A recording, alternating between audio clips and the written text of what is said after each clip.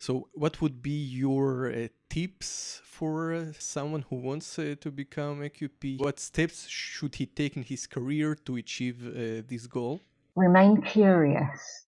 Even if you're quite early in your career, look at everything that you're currently doing. Pay attention. If you get the chance to go and look at a different department or a part of the factory or facility that you've not been to before, go to it, look at it, absorb as much as you can. If you're exposed to different products, read the patient information leaflet, learn about the products that you're exposed to, because you will learn so much, you will pick it up.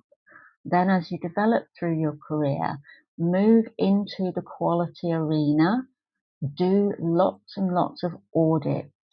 When you're auditing places, you will see that quality systems, there are no two quality systems that are the same. They are very different. GMP is interpreted differently in every single country, every single company.